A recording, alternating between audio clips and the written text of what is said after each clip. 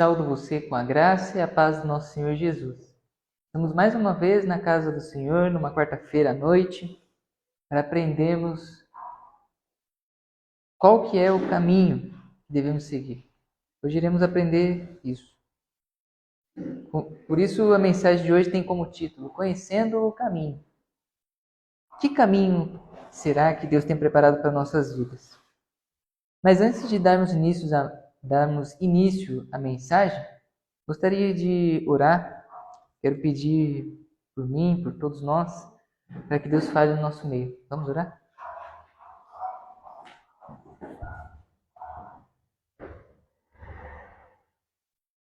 Querido Deus, eterno e poderoso Pai, que no alto céus habitas, mais uma vez na sua santa casa de oração, queremos pedir perdão, primeiramente, por todos os nossos pecados, que não seja eu aqui falando, mas o nosso Senhor Jesus, que Ele venha nos mostrar o caminho, a porta estreita onde devemos passar, e que Ele seja o nosso guia, seja o nosso líder, seja o nosso pastor, e que possamos ser as suas ovelhas. Que hoje o nosso coração possa se alegrar por conhecer qual é o caminho onde devemos seguir e que principalmente possamos deitar tranquilos esta noite com a certeza de que estamos sendo guiados, com a certeza de que sabemos aonde ir e com a convicção de que somos ouvidos. Confiamos em Ti, entregamos nossas vidas em Tuas mãos. Em nome de Cristo Jesus. Amém.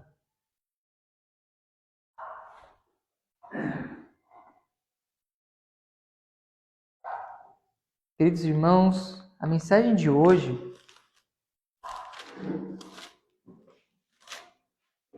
se inicia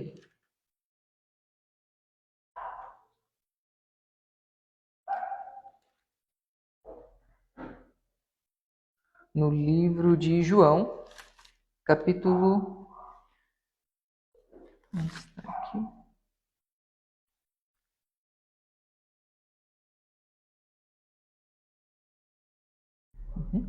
No livro de João, capítulo 14.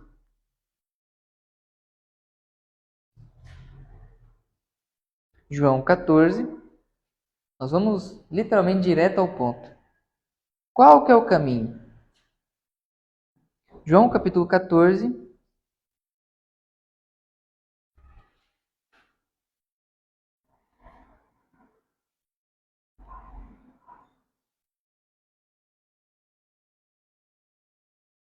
Versículo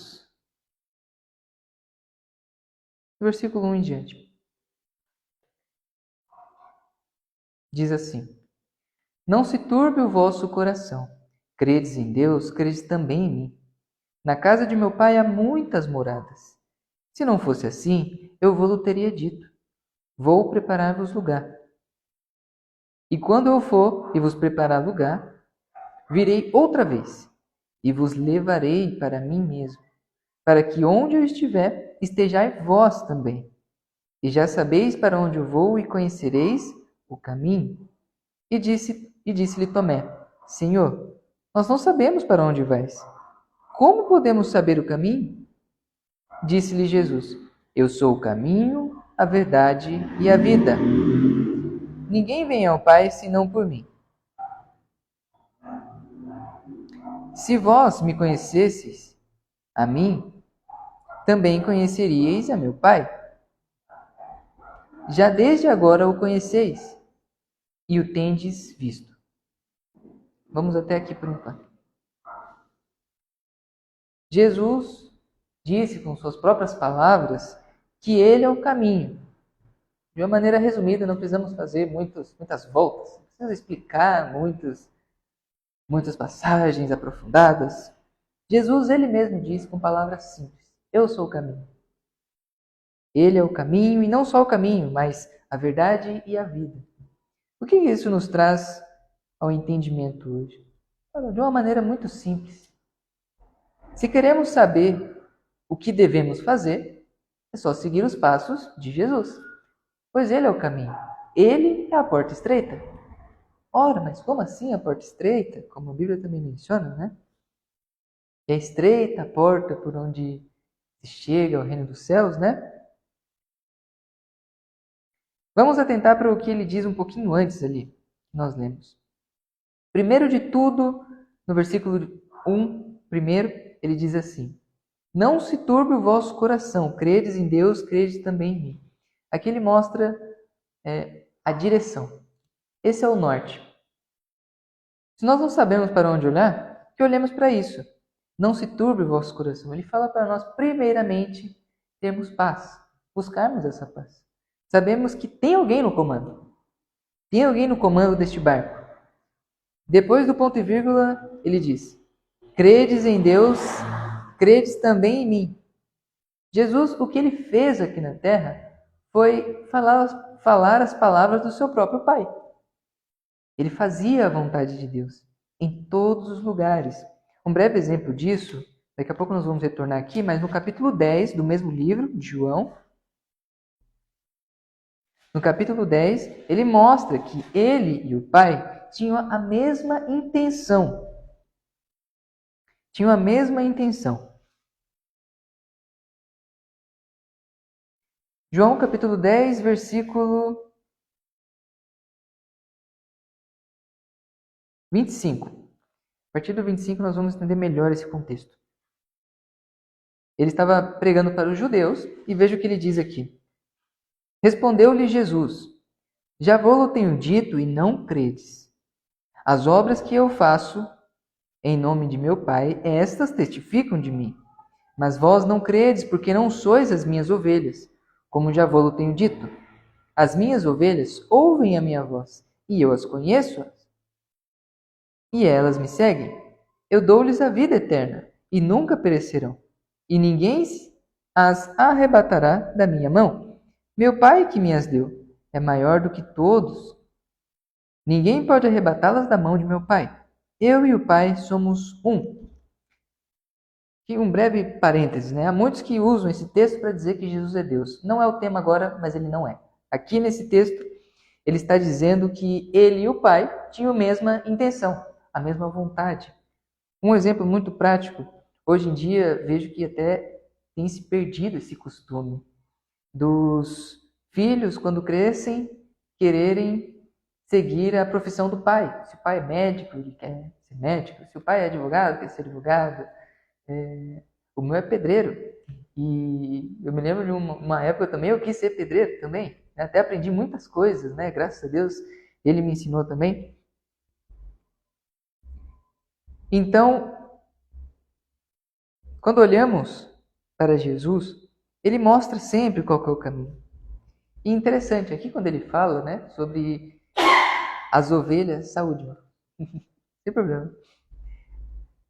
Falando sobre as ovelhas que Deus deu a ele. Ele é o pastor das ovelhas. E o pastor das ovelhas tem o trabalho, tem a responsabilidade de mostrar o caminho do aprisco. Ele mostra o caminho do aprisco para as ovelhas. E elas ouvem a sua voz. Agora, retornando para o capítulo 14,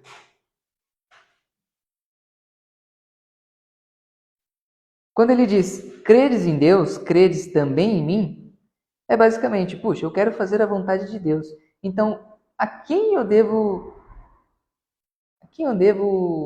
perguntar? Né? As informações que eu preciso ter, a quem eu devo ir? Como até o irmão falou aqui, eu preciso de tal documento assinado. A quem eu preciso ir? Preciso ir lá no da Fazenda, né? O Ministério da Fazenda para resolver tal problema. Tem que falar com eles lá, eles resolvem. E depois disso, um advogado, enfim. A quem eu devo ir? Será que eu devo ir, né, rogar o santinho que está lá na minha prateleira? Às vezes com tiro de poeira. Será que eu devo pegar a foto da imagem? Né? Será que eu devo rogar alguém que já morreu? Na verdade, não. Diz, credes em Deus, credes também em mim. Crer em Jesus. Aquele que foi morto, porém agora está ressurreto. Ele ressuscitou por nós. Isso nós vamos entender já já.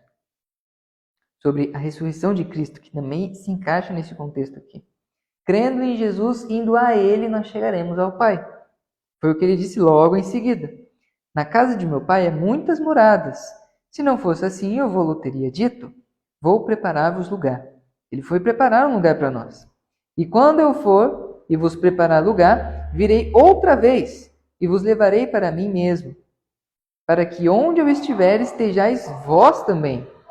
E já sabeis para onde eu vou, e conheceis o caminho. Veja só que interessante. Agora nós vamos falar sobre a morte de Jesus. Um caminho de renúncia, um caminho de entrega, um caminho de total negação do eu, onde Jesus não amou a sua vida até a morte e se entregou por nós à morte de cruz. Um caminho onde cada um de nós devemos seguir também. Um caminho, como ele mesmo diz, cada um tome a sua cruz e siga-me. Devemos tomar, como até em muitos textos da Bíblia também diz, que a cruz é a vergonha, Jesus, a vergonha da cruz. Devemos tomar a nossa vergonha também. Entendemos que somos nós pecadores. Porém, nós temos um mestre que foi obediente, um mestre que foi perfeito. E nós o seguimos. Lembro-me aqui vagamente de um texto falando dos... me fugiu agora o nome do grupo, mas era um grupo que era muito perseguido, porém muito fiel a Deus. E o lema deles era o seguinte: o nosso Cordeiro venceu, vamos segui-lo. Os morávios, né? Os morávios diziam isso. Esse era um estandarte deles. Então, o caminho de renúncia para o cristão, ele é imprescindível. Há um texto também, não quero aqui abrir muitos textos, mas há um texto também que diz assim, na palavra de Deus: todo aquele que quiser viver piamente em Cristo Jesus, padecerão perseguições.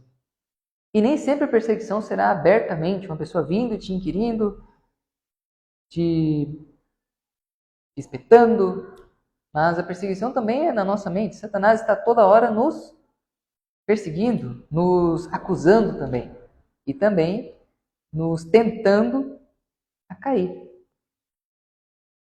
Então, se nós estamos olhando para a nossa vida e vendo que há isso, e claro, se nós estamos no caminho correto, isso é a certeza de que estamos vivendo como Cristo ensinou.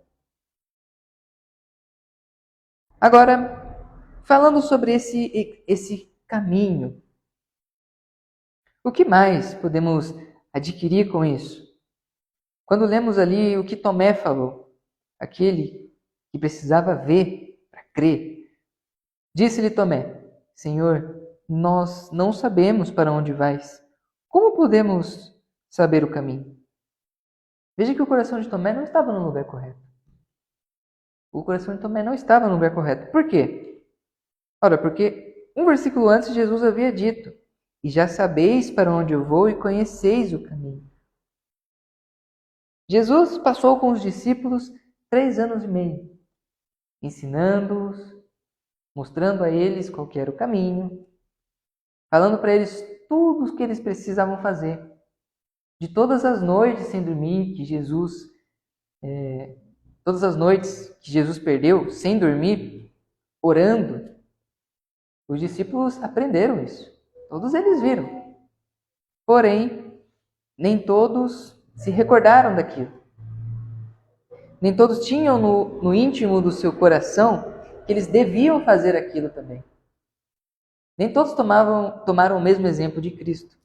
Um breve exemplo foi Pedro, que assim quando Jesus foi preso, sacou uma faca, uma adaga, espada, qualquer coisa cortante, e arrancou a orelha do soldado.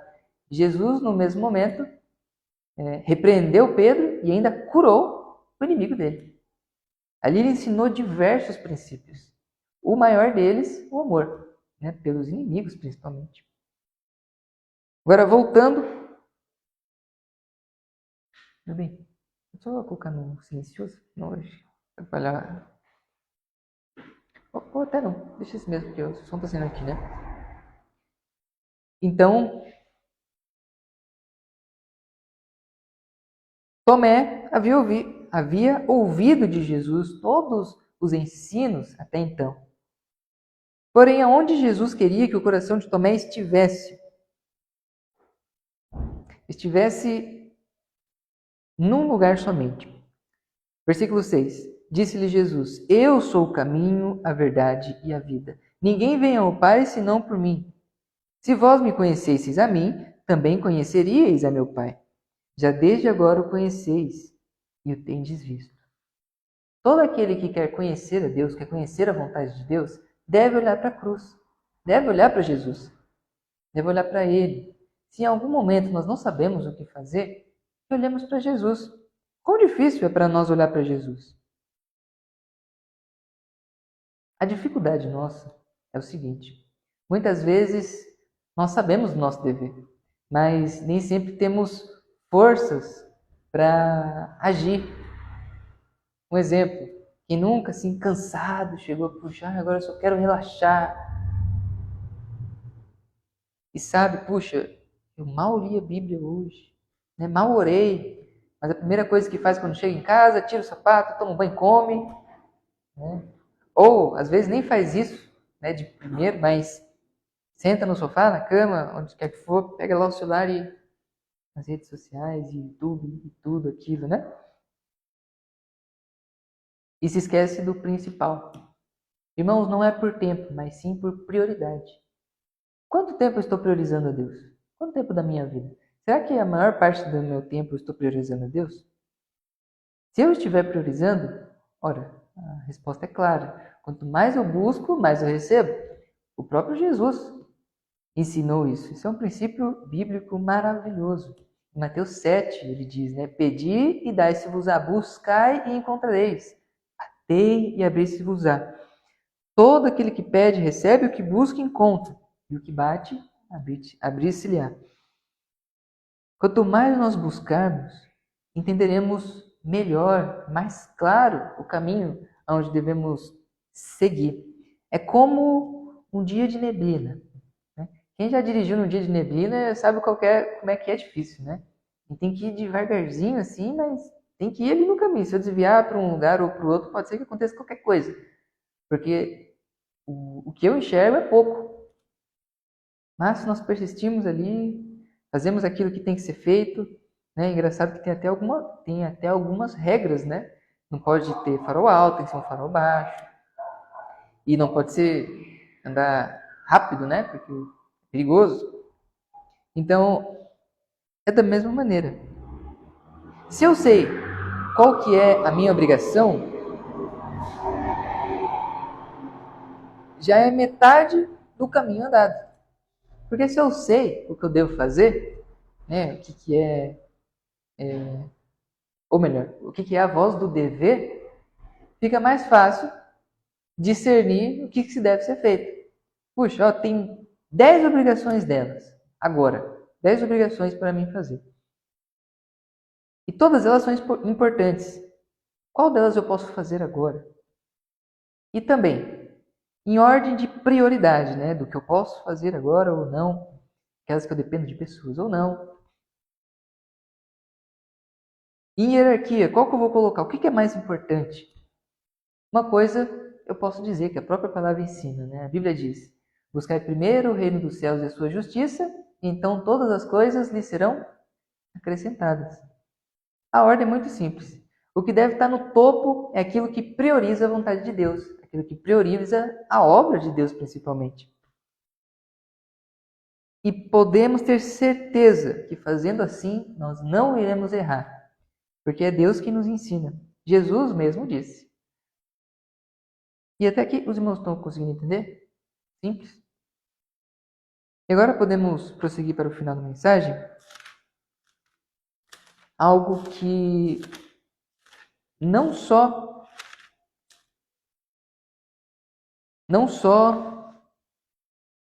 irá direcionar os nossos olhos para o caminho, mas também vai nos dar um sentimento de paz tão grande que podem ter certeza que a partir do momento em que dermos esse primeiro passo, iremos sentir isso. Convido os irmãos a abrir no livro de Salmos, capítulo... Vou abrir aqui em outro, deixa eu ver se... Em 2 Salmos. Vamos abrir no capítulo 4 primeiro. E depois o capítulo 63. Então fechamos. Salmos capítulo 4,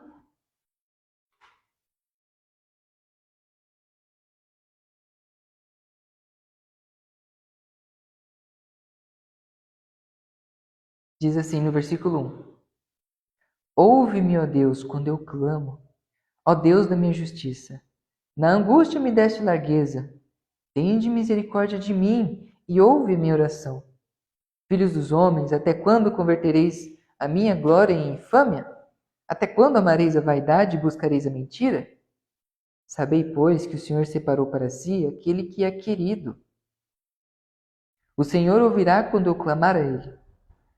Perturbai-vos e não pequeis. Falai com o vosso coração sobre a vossa cama e calai-vos. Ofereceis sacrifícios de justiça e confiai no Senhor. Muitos dizem: Quem nos mostrará o bem? Senhor, exalta sobre nós a luz do teu rosto. Puseste alegria no meu coração, mais do que no tempo em que se multiplicaram o seu trigo e o seu vinho. Em paz também me deitarei e dormirei, porque só tu, Senhor, me fazes habitar em segurança.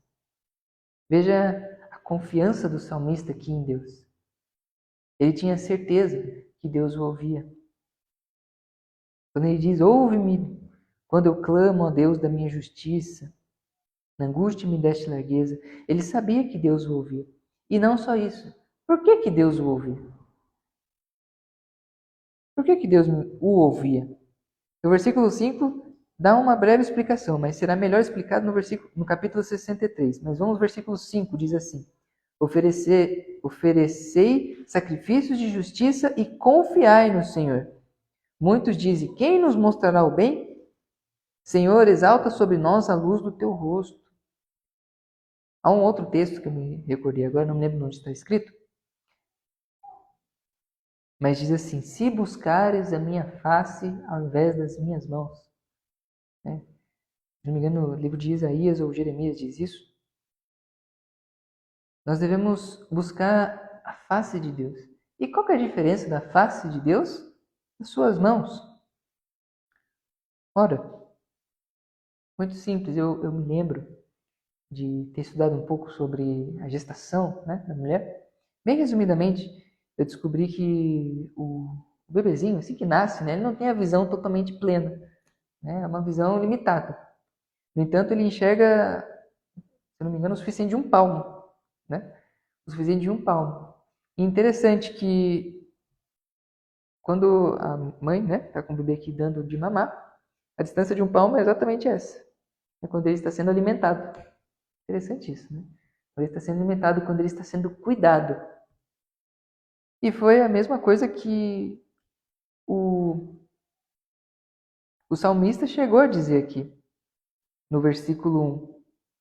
Ouve-me quando eu clamo ao Deus da minha justiça. Na angústia me deste largueza, tende misericórdia de mim e ouve minha oração.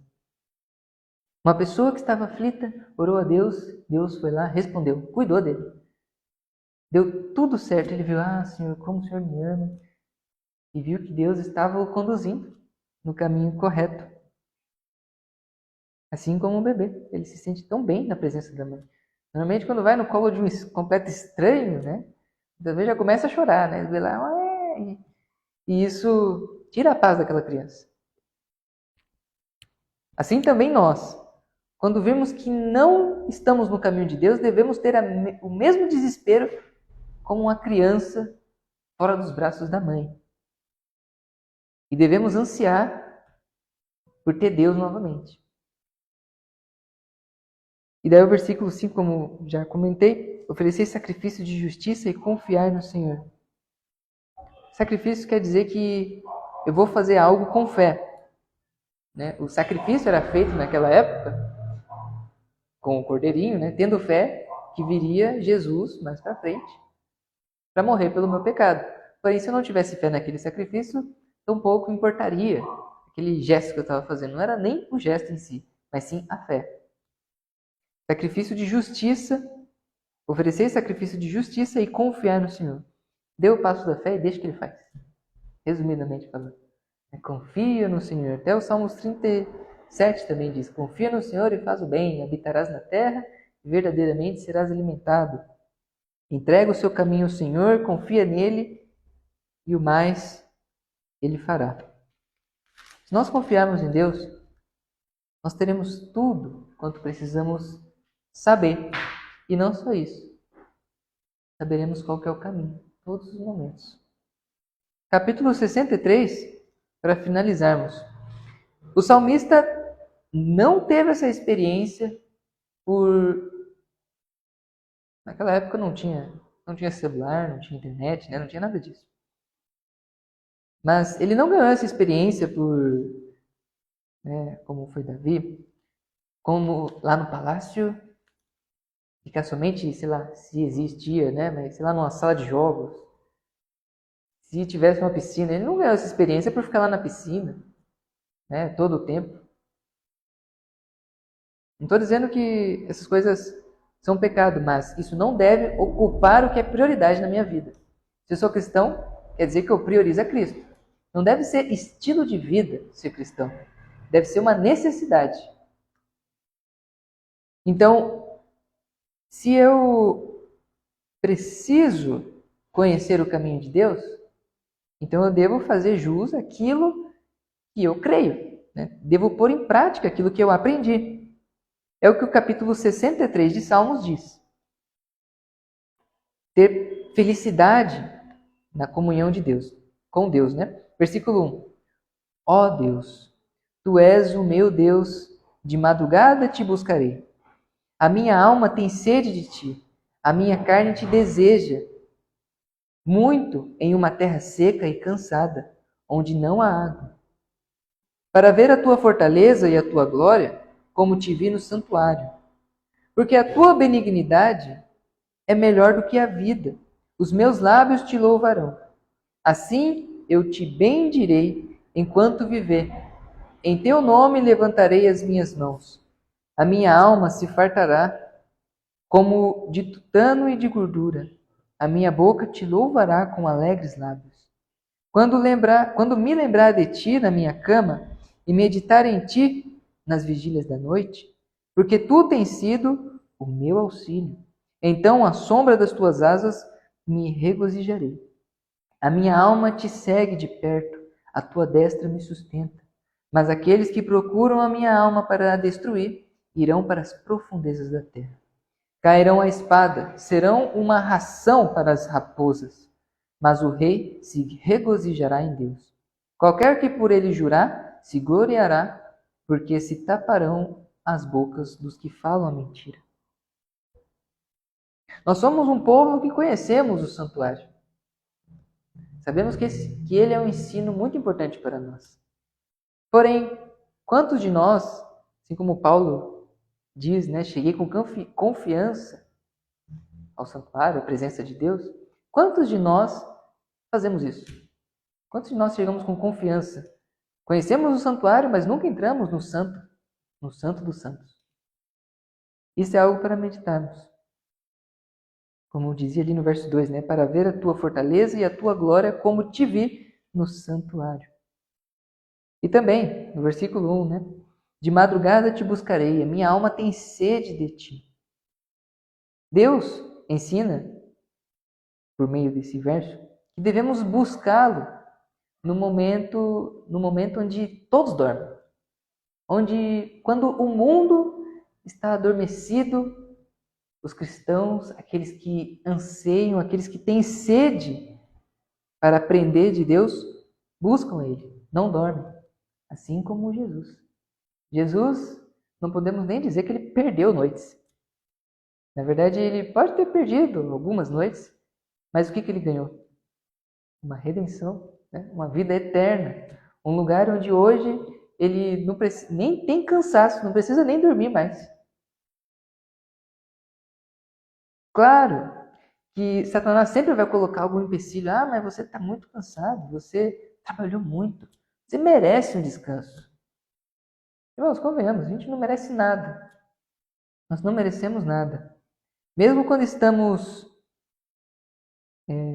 doentes, mesmo quando estamos doentes, já vi até alguns estudos que falam que o jejum, nos privar de comida, né, de alimento, é benéfico à saúde.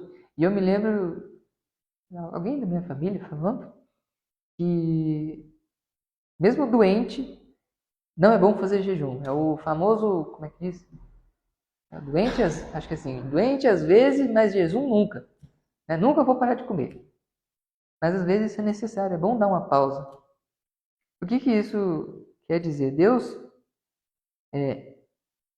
gosta, né? Não que ele precise ser agradado pelo seu ego, para inflamar o ego dele, mas porque ele sabe que é o melhor para nós. Ele se agrada que seus filhos se sacrifiquem um pouco.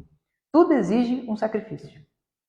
E convenhamos, né, perder 1 ou 2 horas de sono na madrugada é bem menos do que Jesus passou na cruz por nós. Não é verdade? E o que isso vai me tirar? O que vai ser de malefício por fazer isso? Bom, podemos até julgar o próprio cansaço mesmo. Talvez eu vou ficar um pouquinho mais cansado, mas eu vou saber o que Deus quer de mim. E o que é mais importante? Eu ter uma ótima noite de sono ou eu acordar e saber, ó, Deus quer que eu faça isso. E eu ir lá e dar certo. Às vezes nós temos uma ótima noite de sono, acordamos e, Senhor, olha, muito obrigado pela noite, agradecemos, mas eu não sei o que Ele quer de mim, vou lá, eu acho que o Senhor quer isso, vou lá, faço dar errado. Puxa, Senhor, aí na próxima noite, né, aí que eu não durmo mesmo, porque a mente fica puxa, pensando, puxa, mas não deu certo, mas Deus não me guiou, mas Deus não falou, Ele ficou em silêncio. Mas quando Ele falou que ia falar, quando Ele disse que ia te encontrar de madrugada, você não foi, você não estava lá na reunião. Né? Na escola até a gente aprende isso, né? E quando o famoso, cada um faz a sua parte do trabalho, depois junta tudo e apresenta. Nunca dá certo. Nunca dá certo. Né? Nós temos que andar em comunhão. Então, o que o busquemos? E aprenderemos exatamente o caminho por onde devemos seguir. Como eu havia dito no começo, a porta é estreita. E uma porta estreita é difícil, tem que às vezes passar de lado, né? Mas eu tenho que passar. Eu quero passar. Então, se nós queremos passar nessa porta, temos que fazer o que Ele nos pediu. E podem ter certeza, isso trará mais benefícios do que aquilo que nós já estamos vivendo. Aquilo que nós já estamos vivendo. A própria dificuldade, né? A dificuldade só nos traz ânsia, só nos traz cansaço. Mas se nós olharmos para Deus e cumprimos aquele pequeniníssimo sacrifício que podemos dizer, isso é insignificante com tudo aquilo que comparado a um sacrifício, né? Um sacrifício muito pouco, não pode nem ser chamado de sacrifício pelo que ele oferece. Podem ter certeza que o caminho nos será revelado. O colírio será pingado nos nossos olhos. O nosso coração se regozijará de fazer a vontade de Deus e teremos paz. E não só paz, mas direção. Jesus é o nosso caminho. E hoje ele diz a cada um de nós: quem gostaria de seguir-me? Amém. Eis-nos aqui, né? Vamos seguir o Cordeiro que venceu por nós, pelo caminho por onde ele está andando. Amém? Deus abençoe. Vamos orar, irmãos?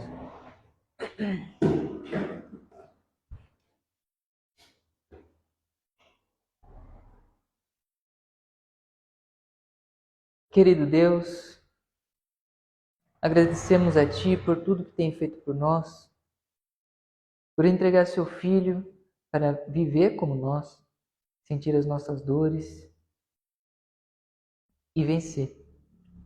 Ele foi perfeito em tudo que nós devemos ser perfeitos também.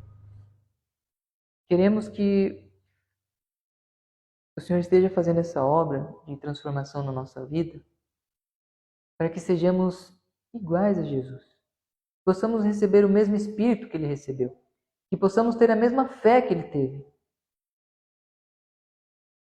E que isso mude a nossa vida. Que nós não erremos mais. Que o Senhor esteja abrindo os nossos olhos, nos fazendo enxergar claramente, no meio dessa neblina que o pecado nos coloca, o caminho. Queremos enxergar a Jesus, que é o meu caminho, a minha verdade e a minha vida. Queremos que hoje o Senhor possa Ou melhor, queremos hoje fazer um propósito contigo, de estar te buscando em todas as oportunidades que tivermos. Que Satanás não venha tirar a nossa atenção com qualquer coisa que me divirta, mas que o tempo que eu tiver eu possa aproveitar para buscá-lo. E que também de madrugada o Senhor esteja me acordando para ter um encontro comigo e que eu possa ouvi-lo. Que no momento de silêncio o Senhor tenha total liberdade para falar e que possamos ouvir somente a Ti. Sabemos que isso nos agregará muitas bênçãos. E não só isso, mas teremos paz. E é tudo isso que almejamos. Que o Senhor fale conosco nessa noite. E não só isso, mas também nos dê um ótimo descanso. Que o Senhor renove as nossas energias, principalmente espirituais. E nos dê um ótimo restante de semana. Pedimos perdão por nossos pecados. Em nome de Cristo Jesus é o que lhe pedimos e agradecemos. Amém.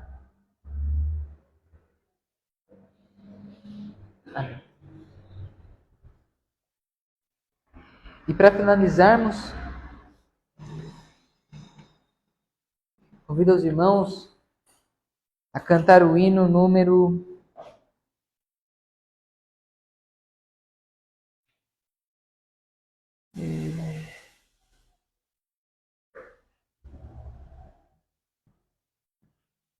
'Eu tinha uma em mente aqui, eu não sei o nome dela.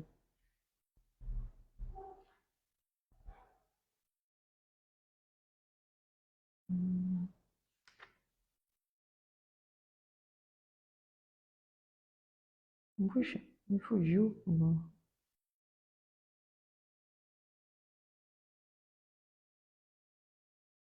Pode ser 110? 110? Isso. Não desistiu.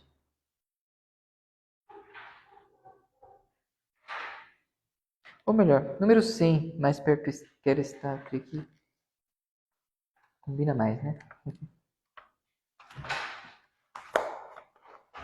Número 100. Vou. Melhor não mexer, né?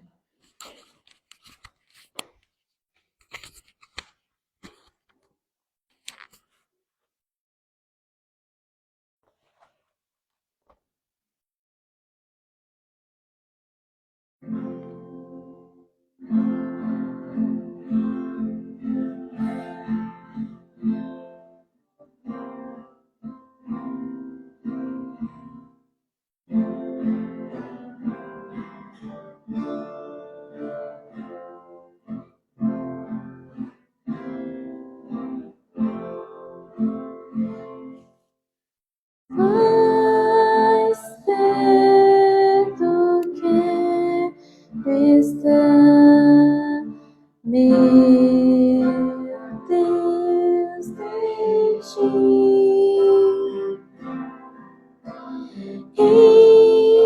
Ainda que seja dor que me una a ti. Eis meu constante orar, mais perto quero estar, mais perto quero estar, meu Deus, de ti.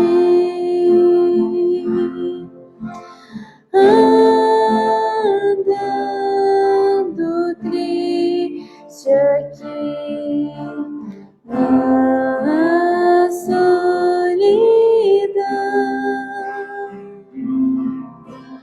paz e descanso a mim, teus braços dão.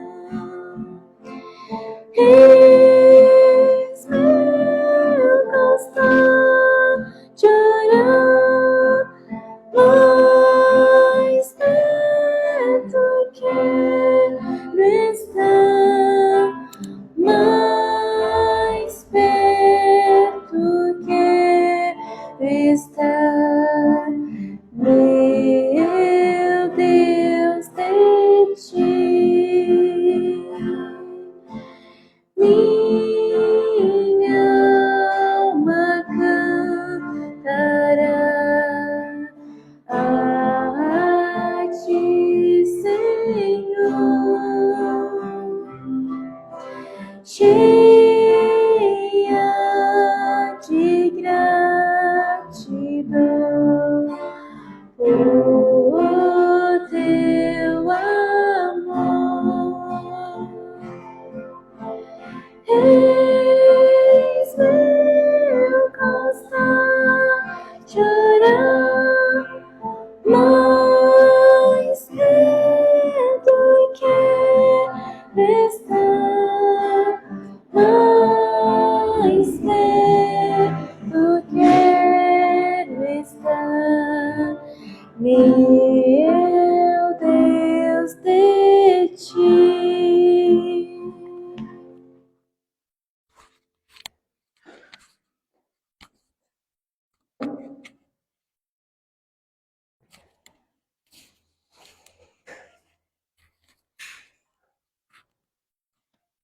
Bom, chegamos ao final de mais uma programação, mas eu gostaria de, antes de finalizar, de fazer um convite.